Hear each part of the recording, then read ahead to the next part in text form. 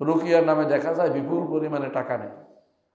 রুকিয়ার নামে তারা ব্যবসা নামছেন, আল্লাহর কাছে মাফ চান। আপনারা বিশাল অন্যায় করতেছেন।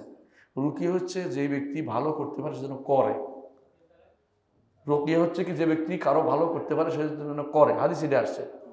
এই ভালো করা দ্বারা, শোনেন, দেখুন, ভালো করার দ্বারা এখানে দেখেন যে কারণে তারা দলিল দিচ্ছে যে রাসূলুল্লাহ সাল্লাল্লাহু আলাইহি ওয়াসাল্লাম সময় এক লোকের তারা কি করছে, রুকিয়া করছে, তাই না?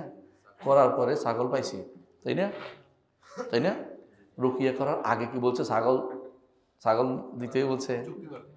কথা বলছেন কিনা? যদি ভালো হয়, যদি তিনি কিছু মনে করে তাহলে দিবে। আর আমরা কি করি? রুকিয়া আগে টাকাটা দিবে না, হারাম। এই টাকা নেওয়া হারাম, জায়েজ নেই। অগ্রিম টাকা নেওয়া জায়েজ নেই। যদি ভালো হয় তখন যদি তিনি কিছু দেয় তখন নিতে পারবে। তাও নির্ধারণ, হ্যাঁ, গিফট নির্ধারণ করে যে 10,000 20,000 50,000 যদি ভালো হয়ে যায়। হ্যাঁ, ভালো হইলে না হইলেও আগে দিতে। এই তো শিরক, এটা তো গুনার কাজ। আউযুবিল্লাহ। সে কি ভালো করতে পারবে? যদি মনে করে সে ভালো হবে, গুনার কাজ, শিরক হয়ে যাবে। কারণ সে তো কি বলতে আল্লাহ জানে না। 2 নম্বর হচ্ছে যদি কোনো মনে করে যে যেটা ফু দিতেছে কোরআন বাণী, তাহলে এই পদ্ধতি আবিষ্কার করা জায়েজ আছে যে ফু দিতে পারবে, কিন্তু টাকা দিতে হবে যখন বলে, তাহলে আল্লাহর বাণীকে টাকা দিয়ে বিক্রি করছে। ওই তো আরো কুফরি করছে, আরো কুফরি করছে। তোরা জিন আনছে বলছে কেটা? জিনের কাছে কি গায়েব জানে নাকি? এই জন্য মনে রাখবেন, যারা এই কাজটা করে, এখন যারা এমনকি তারা বেদাতি, যারা এই জিনের ইয়া খুলে ফেলছে, কি খুলে ফেলছে? অফিস খুলে ফেলছে, সেন্টার, রুকিয়া সেন্টার করছে, জায়েজ নেই, এগুলো হারাম, কোনো সন্দেহ নেই, এগুলো হারাম। আর যারা টাকা নিচ্ছে অগ্রিম, তারা সহজ, মানে মানুষ কি খেতে হারাম খাচ্ছে, কোনো সন্দেহ নেই।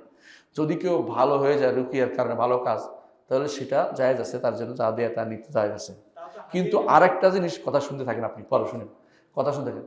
আরেকটা জিনিস হচ্ছে, যদি কেউ মনে করে যে এইভাবে আমার কাছে আসুক মানুষ, রুকিয়ার জন্য আমার কাছে মানুষ আসতে থাকুক, তাহলে সে ব্যক্তি পথভ্রষ্ট। এটাও করতে পারবে না। কথা বুঝছেন? আপনি যদি সেন্টার খুলে না খুলে বলেন আমি তো বাসায় আছি, তাও একই অবস্থা। মানুষ যদি কেউ কাছে অটোমেটিকলি আসে, যদি কোনো তাকে কোনো সরাই রুকিয়া করে, তাহলে ভালো। যদি করে এরপরে খুশি হয়ে আসে, ভালো হওয়ার পরে এসে দিয়ে দেয়, তাহলে জায়েজ হবে। কারণ ওই যে টাকাটা নিয়েছিল ভালো হওয়ার পরে দিছিল। সুতরাং এটা মনে রাখতে হবে। কথা বুঝতে পারছি? এর বাইরে যেগুলি করে সবগুলো জায়েজ নেই।